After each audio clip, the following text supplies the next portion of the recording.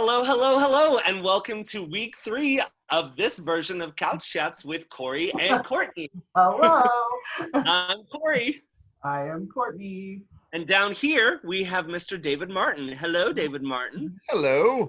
I'm so excited to have you on the show. You're one of our special people that gets to do the face-to-face, and since you have one of those big boy jobs, sometimes it's not as easy for you to come down and do the radio ones. So we kind of get to see you for fun this way. Yeah. Mhm. Yeah. So Yeah. what is it that you do during the day, David? I am a financial advisor. Cool. How long have you been doing that? I have been doing that 9 years, a little over 9 years. Cool. Did you always kind of know that you wanted to dabble in people's money, if you will? No, not even a little bit. God,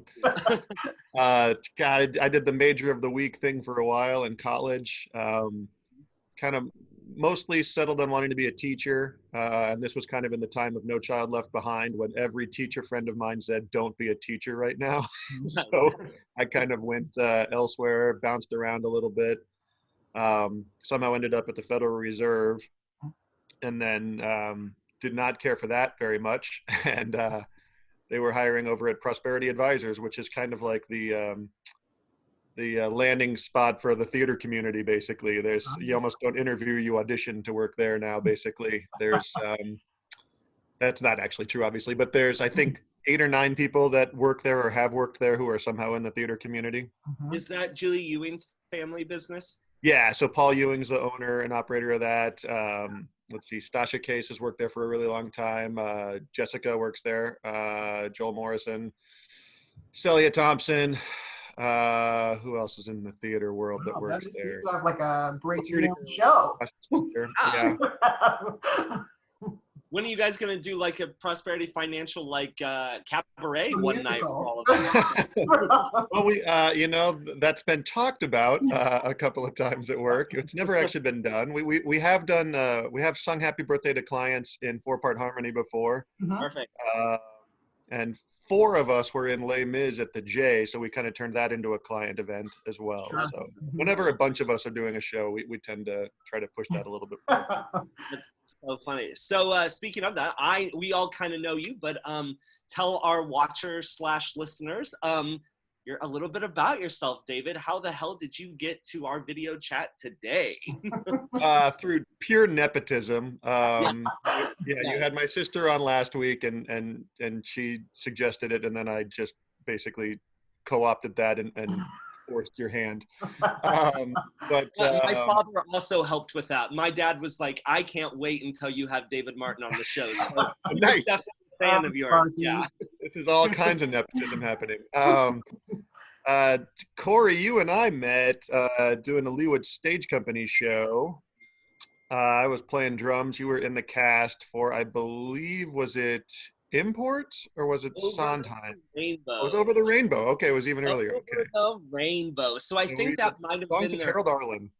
Yes. I was a lovely young 14-year-old trying to figure out who the fuck I was at that point. And I don't even think I even remembered that you were in the band necessarily, like the connection between you and Valerie, until I started going through those programs. At some point you got to clean out your parents' house, right, and do stuff. And we were like, wait a second, those two are together. And I know that you have a beautiful voice, so it was just so funny that you were back there hitting the drums at that point. Yeah, I mean that was just something that I did because my mom was on the board, and they're like, we're expanding beyond just keyboards this year, just wondering if you wanted to come play. And I was like, okay. So, so I came in and played and did that 3 years, I think. I don't know. I think the last one I did there was Celebrate Broadway. So I don't know if you were. Little Frank was on the guitar for that, but I don't know if you were around on that one or not. I did not do that one. That might have been the time I was living in Chicago. So what took you to Chicago? Theater. So going through college, I always wanted to do theater, but I didn't ever want to do it for my living. Just kind of all the horror stories that you hear, you had 10 auditions for every callback, 10 callbacks for every role. So 100 times going to an audition, then maybe you get a role. It's like, okay, that doesn't sound like fun. Right. And, you know, I had a friend of a friend who was touring nationally in Beauty and the Beast as a dancing fork, which is awesome to have a steady gig. But I was just like, Yeah. I don't want to be a dancing fork. Not that anyone would ever want me to be a fork. Clearly, I I'm a would knife. definitely look at you at being the largest dancing fork up on stage. I'm a knife, or at worst a ladle. But Yeah. you know, I didn't want to take a gig that I needed to take to eat to then kind of kill my joy for it. So I kind of never wanted to do that. Never wanted to do that. And then a friend of mine finally convinced me there were a bunch of KU theater people moving to Chicago, and we started our own company and did our own show. And then, as 22-year-olds who are on their own for their first time in their lives tend to do, we kind of emotionally all fell apart and started fighting at each other. I said, "This is why I didn't want to do this," and I moved after Were you kind of were you rejoined my life. interested in high school? Like, did you do theater a lot in high school and stuff like that, or did you really sort of find that love later in life? I found the love real early. I know Val talked about Camelot Academy. That's where I started it too, and that's where I think the love of theater really started for me. I started that in 8th grade. She started in 4th grade, and she's one grade level ahead of me. So I was around it from 3rd grade on, but I wanted to play baseball more than I wanted to do theater camp in summer. So I finally in 8th grade, I thought, well, you know what? I can actually probably do both of these things, and did that. And again, like she said, met several forever friends, and you know, we've traveled around the world to each other's weddings and things like that. And the love really grew there because of the people that I was around. Yeah. But then I did it in high school. I did it in college. I've done it ever since. It was always something that I wanted to keep doing. I just didn't want to rely on it for paycheck. Right. Well, I got the pleasure of directing you in that P musical that we did like Did. 3 years ago now. And I knew that the second that you walked in that door that I was like, that is going to be the man who's going to lead my show. So I still think that I'm one of the luckiest directors ever that I got that opportunity to like let you play lock stock and then let you just kind of take that and go as far as the playwrights might let us. How about that? And then maybe even a little further. Little- Yeah, no, that was great. That was such a fantastic opportunity for me. You know, it was a dream role of mine, and you know, I tried for it every time I could, and just kind of, I felt like I always finished second, which is nice to get close, but like second, I'd almost rather just like, don't even call me back. Right, than right. second. Oh, so frustratingly close. But that What was a great show time to did do it. you recently just do? I believe you just had a production, right? Is that Yeah, we were probably the one of the second last ones to get to Shakespeare? finish. Yeah. Yeah, we did Merry Wives of Windsor at Olathe Civic Theater, and we closed March 1st. Yeah. So like, because I think I saw you in human form maybe the last time. It was either at Theater in the Park auditions or at Midsummer, a Midsummer, and it, you know, because I think we were both at that Sunday matinee or whatever of Midsummer. Anyway, Yes. everyone was just kind of talking about, you know, at the very beginning of that, like that the virus wasn't even a part of any of our conversation at that point. You know, and yet it was circling us. Yeah, I mean, it's easy to go back now and look and see this is when it all kind of started. And you know, being in my job, we kind of look at it from the financial standpoint. And, you know, the top of the market was February 21st. So that was clearly while that show was going on. Of course, we didn't know it at the time. Right. Right. Were any of the people in your cast or whatever sick, you know, at all that then maybe that could have been maybe what that was? Because I've heard a lot of people sort of posthumously say, you know, oh, I was really sick in December. Maybe that's what that was or something. Not from that I'm aware of. Well, I did have one actor. This was a new experience as a director. I had an actor who had a pretty serious not mental condition. I'm sorry, that's not what happened. A pretty serious sickness. You're going to be joined by a cat here. Meow. Oh, hello. Loki. He had a serious illness, and actually I had to go on the first weekend every night. Wow. So I had to go script in hand for one of my actors the whole first weekend. Wow. And that was like opening night too, right? Like you had to go out there and be like, hi, I directed it. Hi. Yeah, so we learned it. He called me Friday in the middle of the day, and it's like that. I try to always take my opening nights off so that I can just kind of rest from tech week and do whatever I need to do. But he called me at like 11 o'clock in the morning. I thought, that's weird. actors calling me on the day of the shows because he was there the night before and everything seemed fine. And he mentioned that he was having trouble forming words. And I mean, and they which is not a good thing to go with anything, but certainly not with Shakespeare. Correct. Like I got to call into my doctor and got some dizziness and some issues and trying to figure out what's going on. Wow. And called me 3 hours later. I answered the phone. I said, "Give me good news." I didn't even say hello, and it was his wife on the phone. And as soon as I heard her voice, I was like, "All right, well, he isn't doing anything tonight." Right. Yeah. So yeah, what they was announced that like, beforehand that I'd be doing it script in hand. Yeah. They just announced beforehand I'd be doing it script in hand, and actually it was kind of funny because there were about a third of the audience laughed, kind of thinking it's like, oh, that wacky Dave Martin making some weird announcement before, right. something like that. But nope, it was very much that. Yeah. Well, you can now check that off of your theater bucket list as a director. How about that? Yes. Yeah. Yeah. Do you have any shows on the horizon, or have you sort of fallen susceptible to this pandemic? Well, I am in the cast of All Shook Up at Theater in the Park. I don't know whether that's on the horizon or not. We haven't heard, and I'm sure they're waiting to the last possible minute to make a decision.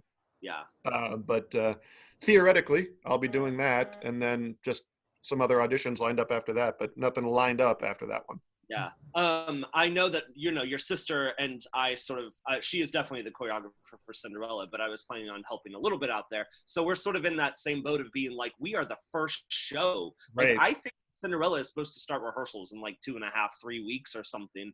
And I just don't, that's just not going to happen. Like, how they're going to have to completely reassess the entire schedule. And I was talking with Kip and Jennifer Kennedy. I had a meeting with them about a show that they're doing at the Arts Asylum, and they were just kind of talking about like maybe we should all like move the entire Theater in the Park season indoors, in fall or something, and just completely like move everything down, because then we know that maybe some of those casts could come back in some other way. But how do you even start? Well, yeah, the logistics of that are amazing. That's kind of some of the things I've been reading about, looking. When I'm a sports nut as well, so kind of looking at when's baseball going to come back? What, could they possibly do March Madness? And just kind of looking at the logistics involved and all these things I didn't think about. Yeah. Like, Lord, I mean, I just thought it's like, well, okay, all these athletes they're not doing anything. So as soon as we're back, let's just do it without fans and go. How hard is that? Mm-hmm. Venues, you need permission from all these things. You need advertising rights. You need to make sure that the networks can air them. I mean, it's like just asking your cast to seeing if they're available to do it a month later is right. We're in that place right now.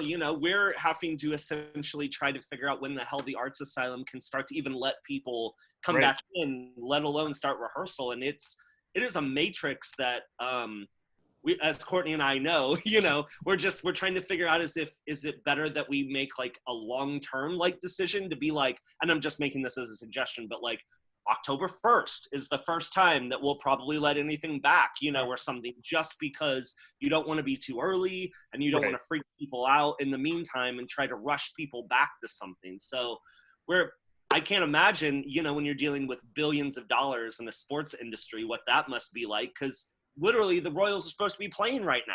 Yeah. Like, we're supposed to be enjoying baseball, and it's baseball season, and that ain't happening, motherfucker. Nope. Well, and I imagine they'll come back without fans. Yeah, baseball's the easiest one to do that because there's not as much physical contact. Yeah. So, Courtney, what's your week been like? I know you had a birthday party this week. We did, and it's actually Alex's birthday today as well. So I have those jammed into 1 week. So we did a tour of the whole city, a scavenger hunt for Isabel's birthday on Sunday, and then today we're really just gonna bake cookies. Alex doesn't need a whole hoopla. That sounds like a perfect benefits of not turning 9. That's a much bigger deal than turning 38 or whatever he is right now. I think he was born in 82, right? Yeah, or something. Yeah, so that's right, 38. Yes, I'm right. That math checks out, by the way. Right. Thank you, financial person. Not much, just school.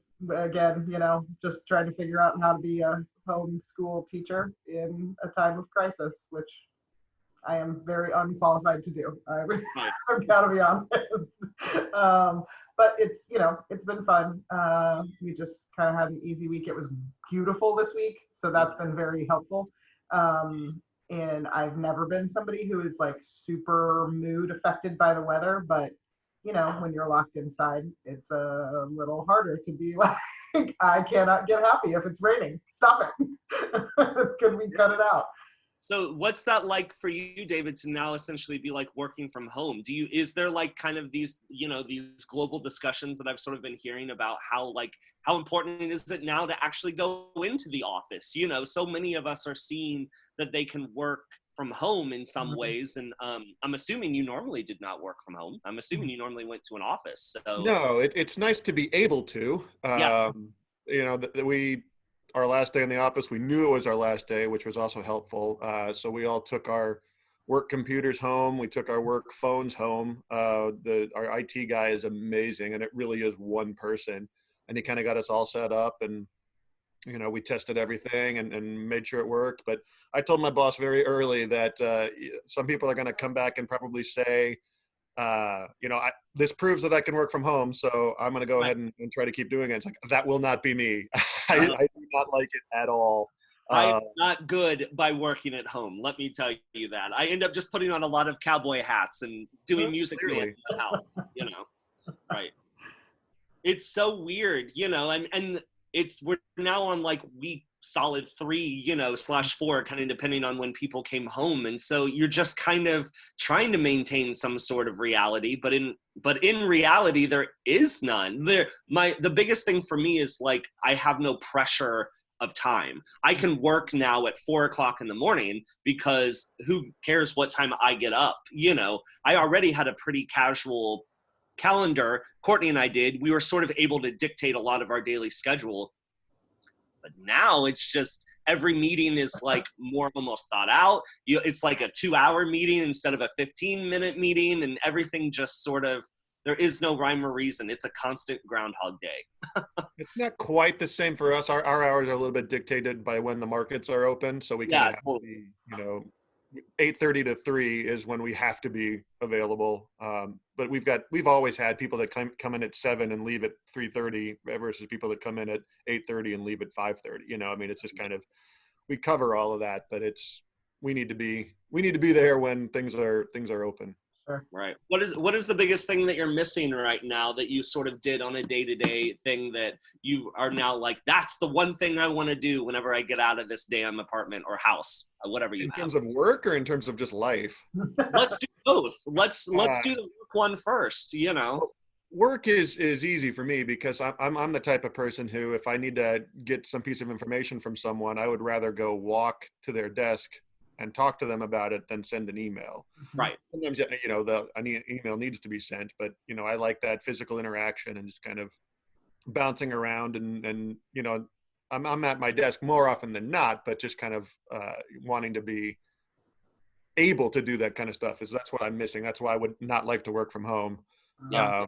And I guess in life, I would have been in between show modes right now anyway. And generally speaking, in between show mode is what I'd be doing that I'm doing right now, is just kind of recharge and just kind of get ready for that. But we'd be going out a lot more. I'm a big movie buff, and so we'd probably be seeing more movies that we're not seeing right now. It's nice to get out and walk a little bit more. Right.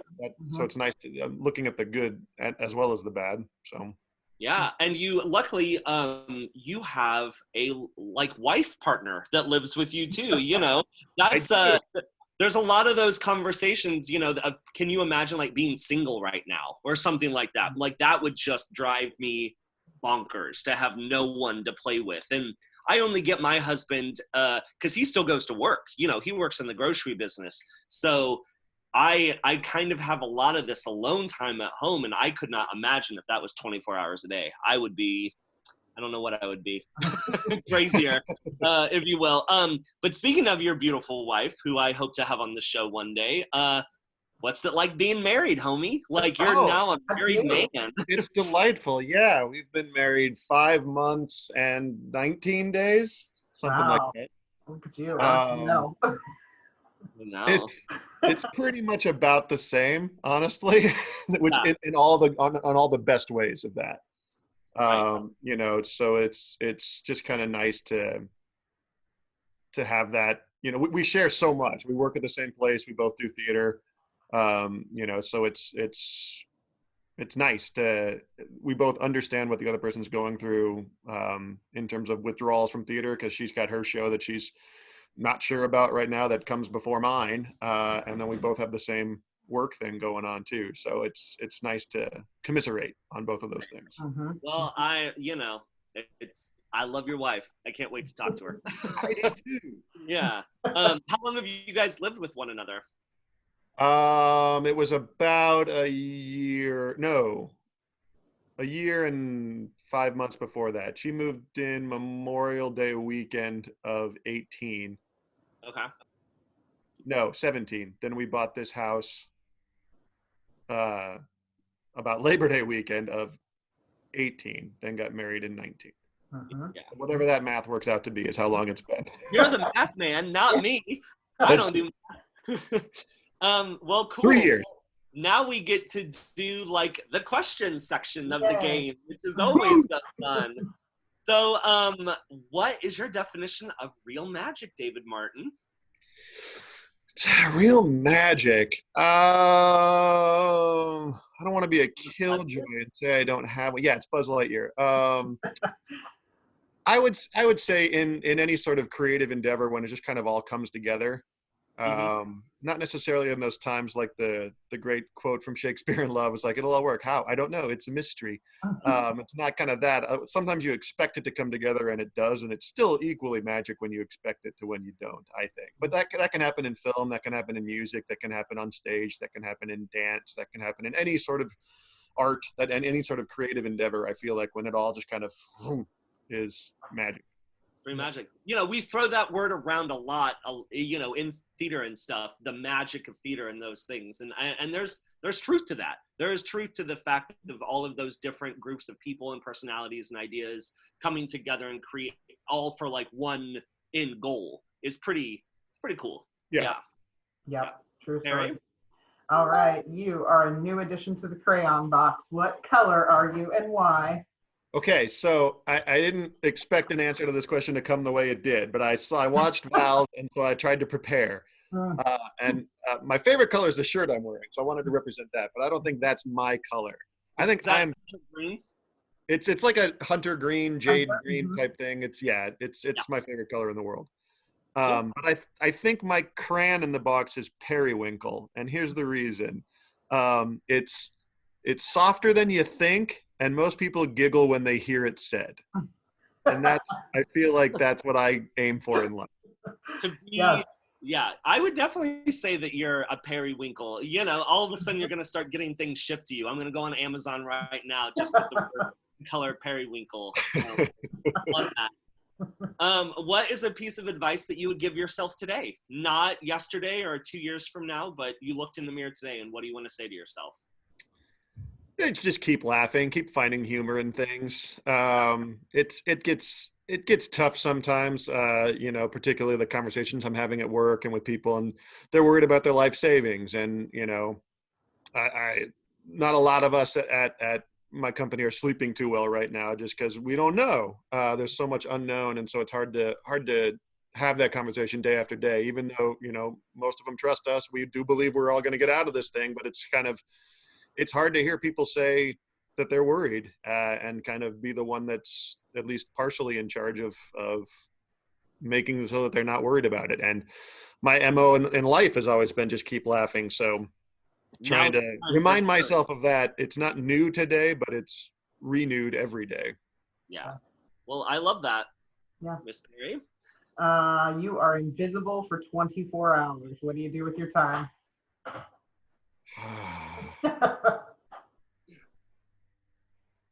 Yeah. I can't say the answer I just came up with because it's but I would do that I just thought of. And after that, God, Val's answer was so good here, but I don't know. I would probably travel the world and just kind of be where I maybe couldn't get someplace that I'm not supposed to be allowed and just show up there. Right. Well, a lot of people kind of want to do that. I think, Courtney, you said that you just wanted to kind of like go touch paintings or something like that. Well, right? yeah, I mean, like I want to get like up on things that you can't get up on. You know what I mean? Like see the actual texture of water lilies, or like go into the Vatican, like way into it, you know, or like just get up on it, the stuff that you're not supposed to do, because I want to. Yeah, absolutely. So that. Yeah. Well, David, can you believe like our time is almost up already? I hate these Zoom meetings. We have to figure out how to get longer than like 35 stupid minutes. But it also keeps things concise and we don't ramble as much. So that's one thing. There you go. Sure. That helps probably. So who would you like to hear from on the video couch chats from? Well, you've already mentioned Jessica, who would be a great person to chat with. I'll throw out another one that you may not even know, just because I think he would be a delightfully entertaining person to have. Michael Junker would be a very funny human being. He's performed in the Arts Asylum. He thinks he's the funniest person on the planet, and most people agree. Well, then I would definitely go and test to see how funny he is with perfect strangers. And is there anything, words of advice or something that you didn't get an opportunity to say? Things you want to pimp? Yeah.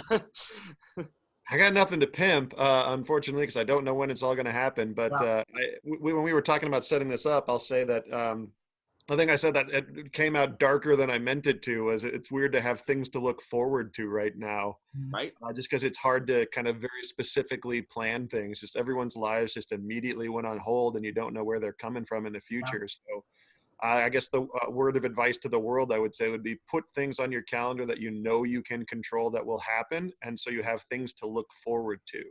That's really important right now for mental health and just in general. I think. Have stuff to look forward to and do those things. That is so good. You know, they can be meaningless too, because they won't be for you. Yeah, I love that. You know, like not to be like negative on it or whatever, but like our some of our mutual friends, Ramsey Self's wedding was supposed to be this Saturday. Like, and she doesn't get to have her wedding, and I'm hoping that she finds that time and the same people will be able to come back to it. And it's just every sort of one of those occasions that maybe got postponed are going to have a much different air of like love to them, I think. So I'm really kind of excited on the backside to see all of the happiness and love that comes out of finally being able to all come back together. Yep. And hopefully we'll make it last. Yes. That's always the thing. The cynic in me says, it'll be about 18 months of that, and then we'll go back to being the assholes we were before all this happened. Right. Well, I plan to not be the same asshole I was. Or such a low bar, because you were such a jerk, Corey. Yeah, I know, the biggest jerk. Right. All right, guys, let's take our picture now. Okay. Right. Thank you, David, so much for being on the show. And next week we'll have a brand new guest. Yay. All right. Bye-bye. Bye.